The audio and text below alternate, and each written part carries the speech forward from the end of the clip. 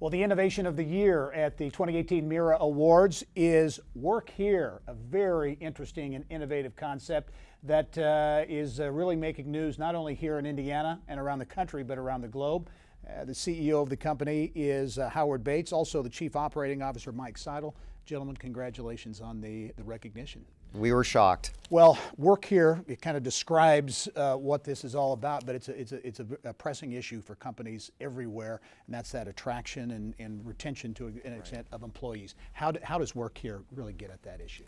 Well, WorkHere gets at that issue from a couple perspectives. So what we have really is the ability to go out there and let workers and people see where all of those jobs are.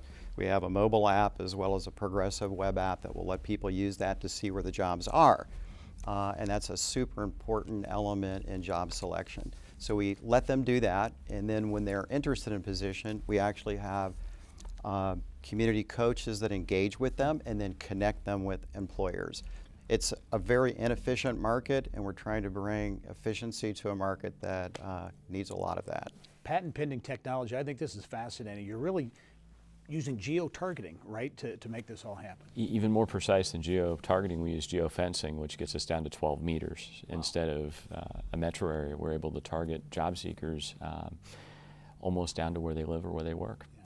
We'll talk about that and why that is such a big issue for employers, that access to workforce in close proximity. One of the only things you can really do in the war for talent to fight turnover is hire people that live close to work, because they're 50% less likely to turn over.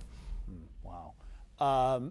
And Howard, this is something, as I said in the intro, these patents that you filed, these are, there's interest all over the globe in this. Yes, I mean, we were fortunate that we preserved the right to actually file our patents in Europe as well as China. So we actually filed those patents before we started marketing the product in the U.S., which preserved those. And I'll be honest with you, Gary, that was really kind of lucky that happened, but we were able to take advantage of it. Yeah, Mike, in terms of your customer base, as we were talking before the interview here, you talked about initially you thought this might just be a restaurant-based kind of thing. But then you started. When we went out to market, we thought our customers are going to be mom and pops and restaurants and retailers, and our first customer was FedEx. Wow. And a few weeks later, we signed Golden Living, which is one of the biggest operators of long-term health facilities in the country. So there was a lot of interest in our product from some of the biggest companies in the world right away. Yep. Give you the last word, Howard, in terms of where do you see this going potentially? We're super excited right now, and we're I think on the forefront of a wave that is just occurring.